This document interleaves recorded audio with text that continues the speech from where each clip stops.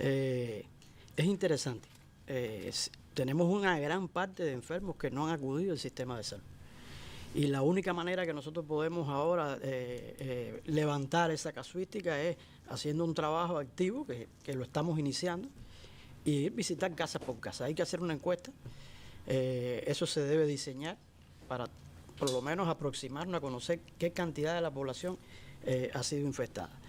Lamentablemente hoy hay mucha información en las redes sociales, incluso médicas, algunas con verdades, otras con verdades parciales, y todo el mundo tiene un teléfono celular y entonces está escuchando y leyendo lo que está recomendado y entonces deciden automedicarse y no ir a los centros de salud, lo cual constituye un riesgo importante. Todo el mundo debe ir, no ya solo para contabilizar, sino porque le es imprescindible. La evaluación médica es insustituible. Usted puede leer, y usted puede leer una lámina, una información médica, pero los ojos del médico, el examen del médico, pero además no todos los pacientes son iguales. O sea, no todos tienen el mismo riesgo. Y por lo tanto las terapéuticas y el abordaje también es individualizado, no es la misma receta para todos los enfermos. Entonces, esa evaluación médica es imprescindible. Y nosotros estamos preparando a nuestros médicos, por eso la estrategia de capacitación, para que todos hablemos un mismo lenguaje. Pero sí es imprescindible la atención médica, no solo para la notificación, porque es que mejora las prácticas médicas. Entonces yo creo que ese es un tema que hoy, como decían ustedes, la población cubana está preparada, tiene conocimiento del uso de los fármacos, tiene acceso al uso de los fármacos hoy por vías no oficiales, sin receta médica, y por lo tanto hay una recomendación y van y lo buscan, lo compran y lo comienzan a tomar. Eso tiene su riesgo, y tiene riesgo incluso para la vida. Y yo creo que eso es un mensaje importante que tenemos que transmitir hoy. Riesgo para la vida porque hay personas con muchos riesgos que se está quedando en su casa y su vida corre peligro. Yo creo que ya eso es suficiente para decirle que la atención médica es fundamental. Yo hoy conversaba con Ileana y le decía, es verdad que chikungunya es nuevo para Cuba, además inesperado. Bueno, la población cubana no esperaba que esto sucediera, y menos en medio del contexto en que estamos ahora, ciclones, bloqueo, crisis económica, en fin. Entonces llega chikungunya cuando ya la región de las Américas desde diciembre del 2003 había tenido grandes brotes, y entonces yo, porque me han preguntado varias veces, bueno, este es lo mismo que ha pasado en otros lugares o en Cuba es más severa. Yo, no, exactamente lo mismo. Claro. El brote que hubo en Brasil fue exactamente igual a este, y tuve la oportunidad de estar allí. Y en Colombia también fue, prácticamente barrió con poblaciones enteras. O sea que esta epidemia, la magnitud de esta epidemia es importante. ¿Y por qué es importante? Bueno, por varias razones. Ya Ileana habló del vector, pero sobre todo es porque la población cubana todo era susceptible. Virgen. Así, no tenía inmunidad hasta a este virus. Y la otra cosa es que esta es una enfermedad que casi siempre es sintomática. ¿Qué significa eso? Hay muchas enfermedades virales, el dengue, por ejemplo. El dengue, por cada 10, 15 casos que se infestan con el virus dengue, uno tiene síntomas. En chikungunya, por cada 10 casos que se infestan de dengue, de chikungunya, 9 tienen chikungunya clínica. Por lo tanto, eso genera un número de casos significativo. Y esa magnitud de la epidemia tan grande hace de que veas las formas menos frecuentes, incluso formas graves de la enfermedad. Entonces, ya de por sí eso justifica que el criterio médico es fundamental. Entonces, vamos a ir explicando algunas diapositivas que están en los protocolos y algunos conceptos que, aunque la semana pasada se mencionaron, no sobra repetir. Creo que debemos decirlo. ¿Cómo no? Esto no es una enfermedad aguda sola. A diferencia del resto de las arbovirosis, que son enfermedades autolimitadas de 7 a 10 días y acaban. Esto es una enfermedad crónica. No se acaba a los 7, a los 10 días, ni a los 15 días, y continúa su curso. Por lo tanto, lo primero que la población, porque esa ha sido de la gran interrogante, ¿por qué esto no se me quita? No se quita porque la enfermedad no ha pasado, la enfermedad no ha terminado. El fenómeno inflamatorio, que es principalmente articular, decimos principalmente articular porque es una enfermedad sistémica que involucra a todos los órganos, hablábamos ahorita, a todas las células. Incluye miocardio, incluye cerebro, pulmones, riñones, hígado, o sea, todo nuestro cuerpo está infectado. Y en esa fase virémica, que coincide con la fase aguda de la enfermedad, es donde pueden aparecer las complicaciones. Entonces, yo voy a ir resumiendo, o sea, los síntomas clásicos, los que han enfermado, no tengo que recordárselos, es una enfermedad que comienza bruscamente. O sea, hay personas incluso que han estado haciendo ejercicio y llegan y comienzan con los síntomas de forma brusca. La fiebre es muy característica. Es la de las arbovirosis la que da la fiebre más elevada. Y puede estar precedida de dolores articulares menores. Pero puede ocurrir que la fiebre sea el síntoma inicial. La mayoría de las personas dicen, no, yo horas antes ya tenía dolor en los hombros, dolores en las manos, cuando aparece la fiebre. Y que esta fase se caracteriza también por una poliartritis importante que afecta a todas las articulaciones simétricas, muy incapacitante. El enfermo con chikungunya los 2-3 primeros días está prácticamente postrado. No se puede mover, no se puede movilizar.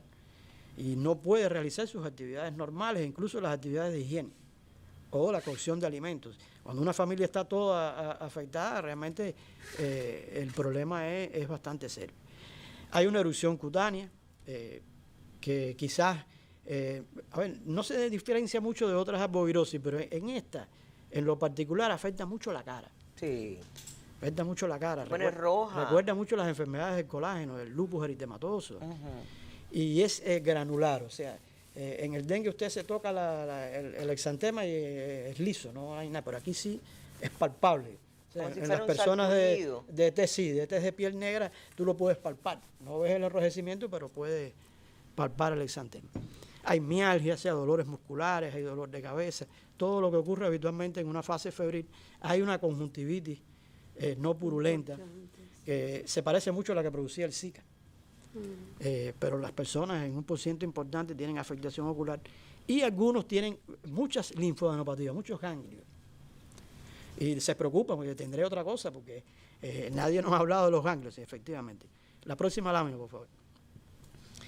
Y estos son síntomas menos comunes, pero son síntomas que preocupan porque pueden resultar ser graves. La afectación del sistema nervioso central, fundamentalmente, pueden haber episodios de meningoencefalitis, de mielitis y el síndrome de Guillain-Barré, que se había sido descrito en otras arbovirosis como dengue y Zika, también en el chikungunya puede aparecer. Las complicaciones cardíacas, cardiovasculares. Hay una miocarditis con una pericarditis, hay una verdadera pancarditis. Por lo tanto, yo siempre les recuerdo a todos los enfermos, aunque voy a hablar de tratamiento después, que un enfermo de chikungunya tiene que hacer reposo porque sus órganos están dañados. Y corre el riesgo, una persona que esté haciendo actividad física, que sufra un ataque cardíaco o que sufra una arritmia, porque ya tiene una condición previa que lo predispone y entonces usted se pone a hacer actividad física, tiene su corazón inflamado y este evento puede ocurrir. También hay afectación hepática, renal, hemorragia. Se habla de que es menos frecuente que en dengue. Bueno, es menos frecuente que en dengue porque en dengue es muy frecuente que haya hemorragias en piel, hemorragias menores, pero las hemorragias cuando se presentan en chikungunya son más graves. Son hemorragias de mucosa, pero son sangramientos digestivos. O sea, no podemos menospreciar las hemorragias en el chikungunya. Y otras que son las dermatosis graves, o sea, las enfermedades graves de la piel, sobre todo en pediatría. Entonces, bueno, la clasificación clínica para que todo el mundo se ubique. Como si se hubiera quemado la piel. Como si se hubiera quemado. O sea, los médicos lo conocemos como síndrome de Steven Johnson. Es una descamación de la piel. Claro, lo conocemos asociado a toxicidad, no a una enfermedad infecciosa conocida. Parece un quemado, larga toda la epidemia. Y bueno, le decía, la clasificación clínica de la enfermedad la hemos clasificado por formas clínicas en 3 grupos. Un chikungunya articular, que es el clásico, un chikungunya con manifestaciones extraarticulares. Ojo, porque ya este te puede estar avisando de que no estás evolucionando bien. Y es el paciente que además de tener la toma articular, puede tener síntomas neurológicos, cardiovasculares, gastrointestinales. Es muy frecuente que tengan diarreas y diarreas importantes, que lleven al paciente a la deshidratación o el cuadro ocular o dermatológico. Esas son manifestaciones extraarticulares que son significativas y de mucha importancia. Y la tercera forma clínica es el chikungunya grave. Chikungunya grave, que es menos frecuente, pero de alto riesgo.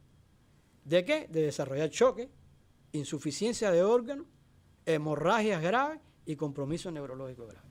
Por lo tanto, los enfermos de chikungunya tienen que estar pensando que no todo se resuelve con las articulaciones. También hay que cuidar la salud.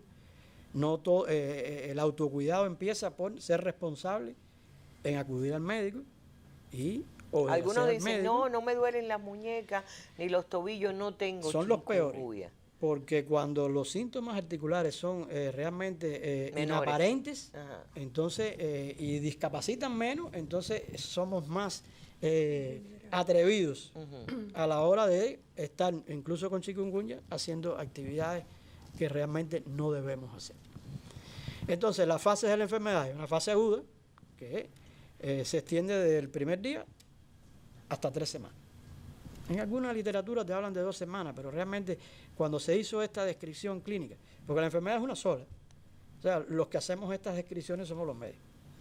Y lo hacemos basado en estrategias, esta se hizo basada en estrategias de conducta, de manejo.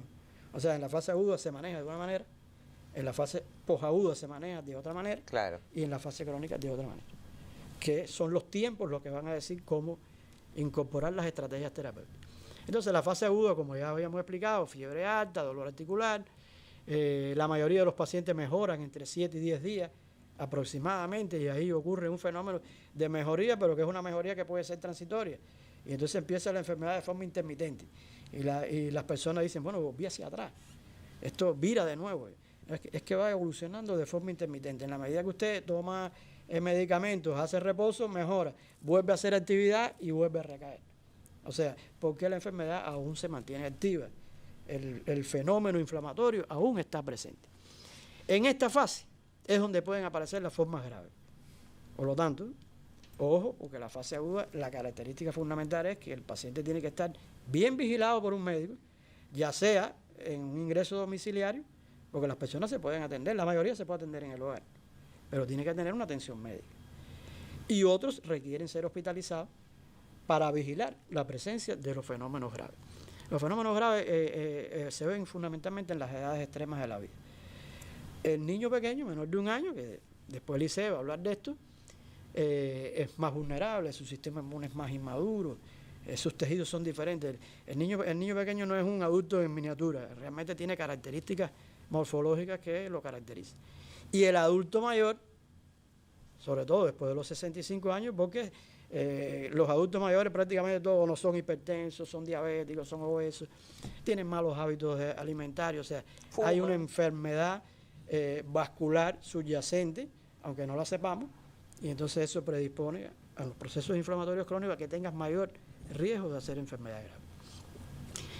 Entonces, estos son los factores de riesgo de hacer enfermedad grave. Yo rápidamente le digo las edades extremas, ya lo mencioné, las comorbilidades crónicas, también las hemos ido mencionando, la inmunodepresión, cualquier enfermedad que produzca inmunodepresión, incluso los pacientes que tienen tratamiento con corticoides, con esteroides, por eso que creen que el esteroide que ya están protegidos y no, realmente están inmunodeprimidos. Y la fase virémica, que está en la fase aguda, usted no puede inmunodeprimir a la persona, porque ahí hay una lucha para erradicar el virus, porque los efectos patogénicos fundamentales en esta etapa son por acción viral directa.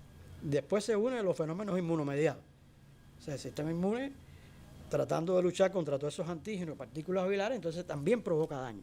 Pero en la etapa aguda, la etapa virémica es el efecto viral, y nosotros no debemos modificar la respuesta inmune en esa etapa. El embarazo y por supuesto las coinfecciones. Hemos visto coinfección con dengue, hemos visto coinfección de chikungunya y dengue a la misma vez, pero además con influenza, con enfermedad tipo influenza. Y entonces tienen más riesgo de hacer neumonía, otras complicaciones que produce la influenza. La próxima. Y bueno, las etapas posagudas y crónicas. La posaguda de 3 semanas a 3 meses. ¿Por qué? Porque en esta etapa el enfermo generalmente ya no va a tener criterio de gravedad, ya él no va a agravar. O sea, es una tranquilidad que le doy a todos los que están en la etapa posaguda, ya es poco probable de que vayan a tener. Después del 10º día. Esto es después de la tercera semana. 21 días. Aunque el riesgo mayor de tener complicaciones graves es en los primeros 10 días. Sí. Realmente. Entonces, en esta etapa, que dura hasta 3 semanas, la persona lo que va a tener es o reaparecen los signos inflamatorios articulares o persisten los signos inflamatorios y se mantiene de forma intermitente. Por eso las personas dicen, esto volvió hacia atrás, estaba mejor y volví de nuevo.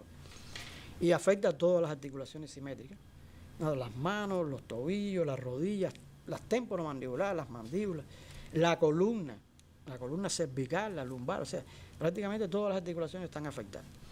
Y el fenómeno inflamatorio y la discapacidad es muy importante. Y entonces ya es una persona que piensa de que ya tiene que incorporarse a trabajar, porque además tiene una presión social grande. Tiene que cuidar a su familia, tiene un centro de trabajo, tiene que sustentar a la familia. Y la vergüenza. Y entonces no pueden, y realmente no pueden. Lo intentan, van, se incorporan y regresan otra vez con problemas serios.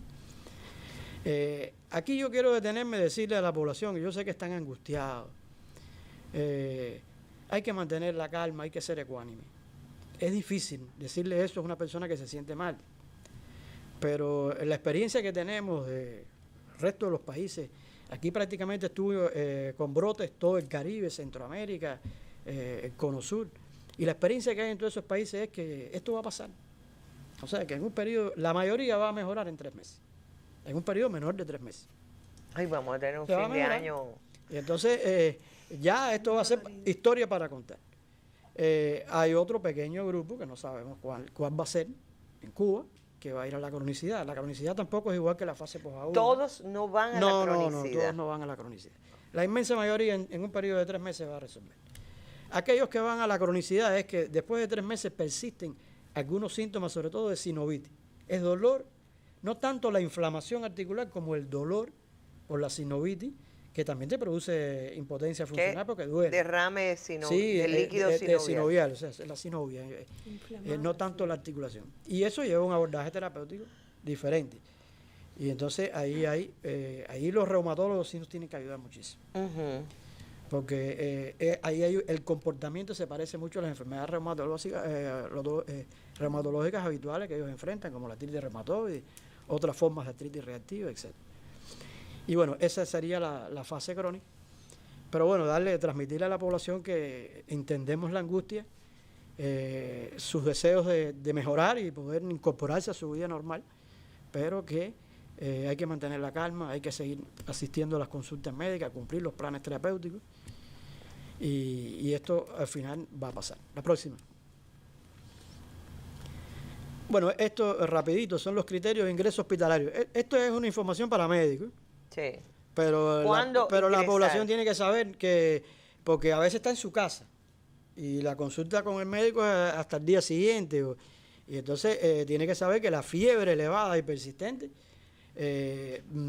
por más de 3 días de evolución es un criterio para ser hospitalizado, porque no es la forma habitual. La que no cede ante el paracetamol. La fiebre en la etapa esta de los primeros 2-3 días no cede a veces con ningún antipirético, y que genera una gran molestia y angustia, porque con los niños ni hablar, porque las personas quieren tomar más antipirético, no, las dosis que lleva. Por suerte eso pasa, y en 2-3 días ya la etapa febril pasa. Pero si esta se prolonga, se hace persistente después de este periodo de tiempo, entonces sí recomendamos la hospitalización. Siempre pensando que puede ser una forma atípica del chikungunya, pero que también puede haber alguna comorbilidad o alguna coinfección. Porque los médicos no somos divinos. El cuadro clínico del chikungunya es muy claro. Digo que el chikungunya no se confunde con prácticamente nada.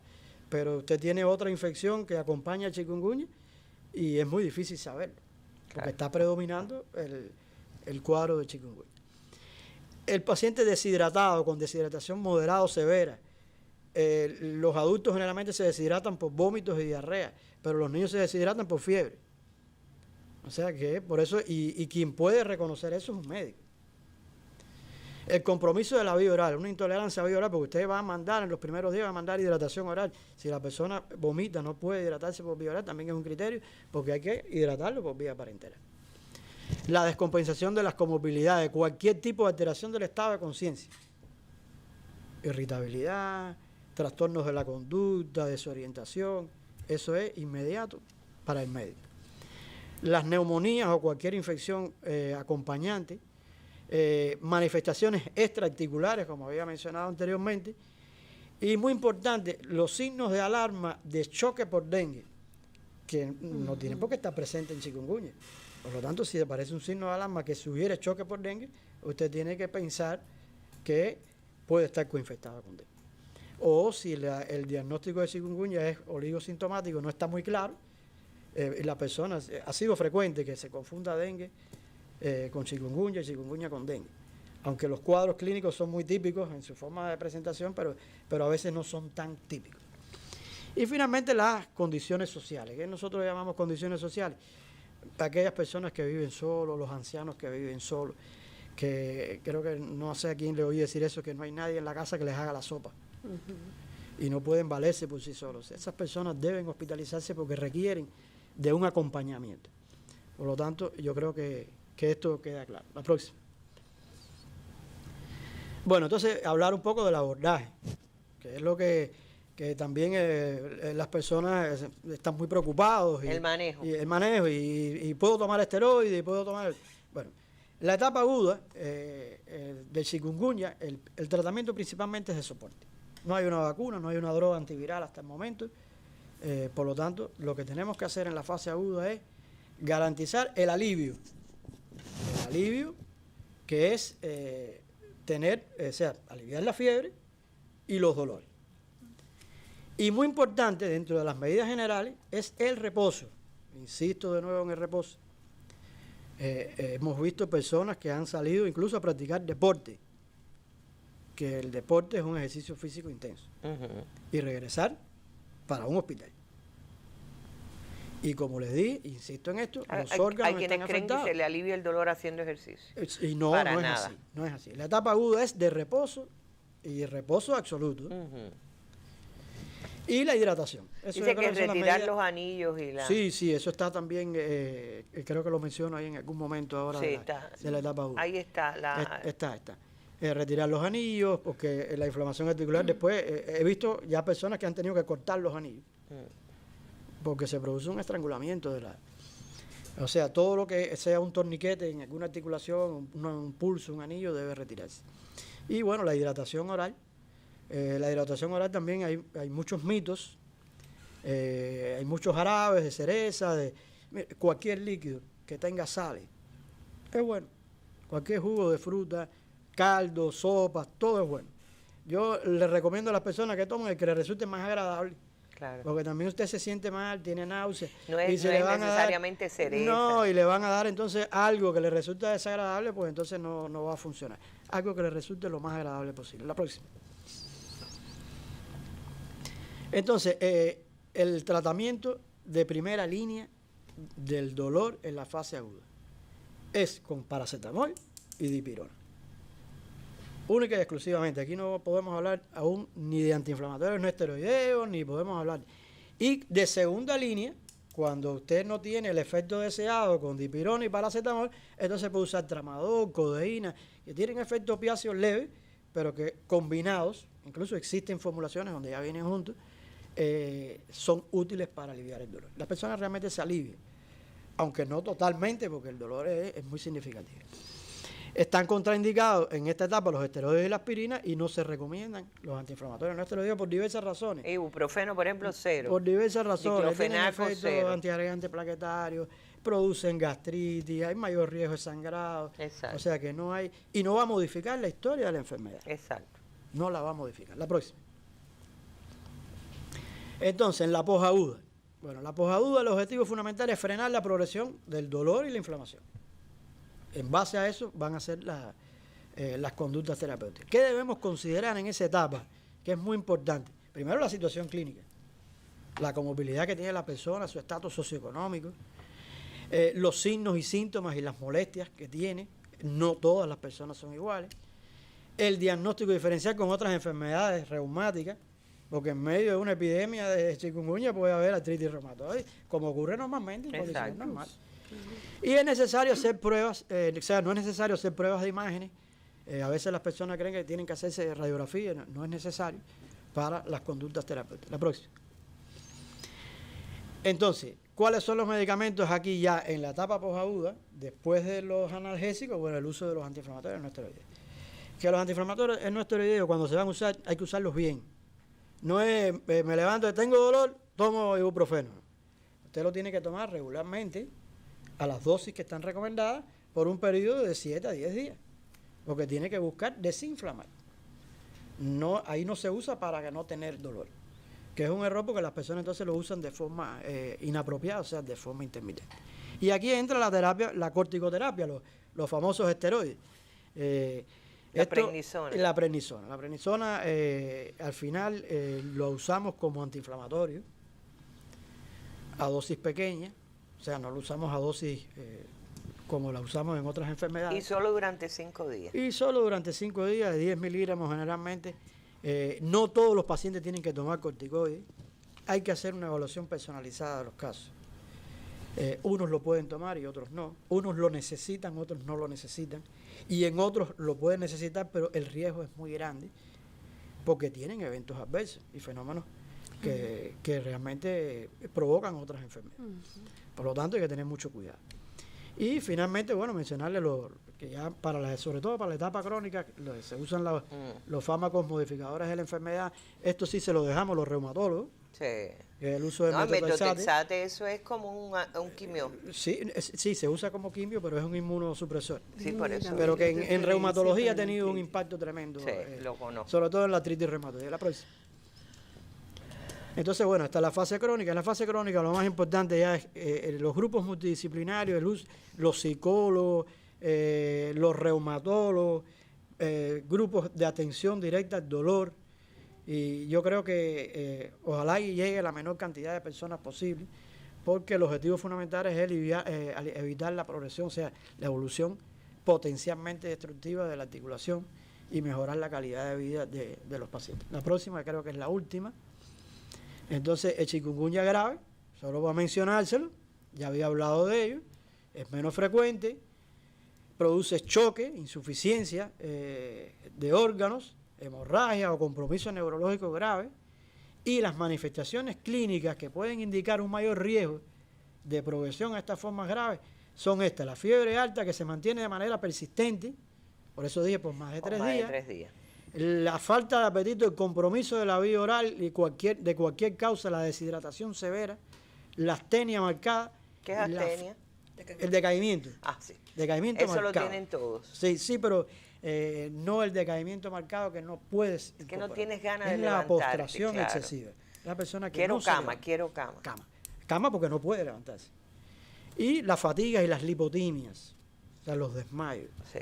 Los desmayos pueden ser benignos, por crisis vasovagales, pero los desmayos pueden ser por fenómenos cardiovasculares, por lo tanto, ante una fatiga, ante una lipotimia, pues hay que pensar en formas graves, hay que ir al médico. Yo creo que esto era lo que yo les traía. Me quedó hablarle de las vitaminas. Ajá. Las vitaminas... debemos tomarlas siempre. Los cubanos todos tomamos vitaminas. Cuando aparece. Esta es una enfermedad que tiene un compromiso de los nervios periféricos. Ajá. Igual que la artritis reumatoide. Cuando hay inflamación, los nervios periféricos están comprimidos. Y entonces tienen manifestaciones de parestesia, adormecimiento de las manos, los pies. Y para todos estos fenómenos, las vitaminas, sobre todo las que tienen de la serie B, las que tienen B1, complejo B, realmente mejoran, alivian y generan un bienestar. Eso es ciencia constituida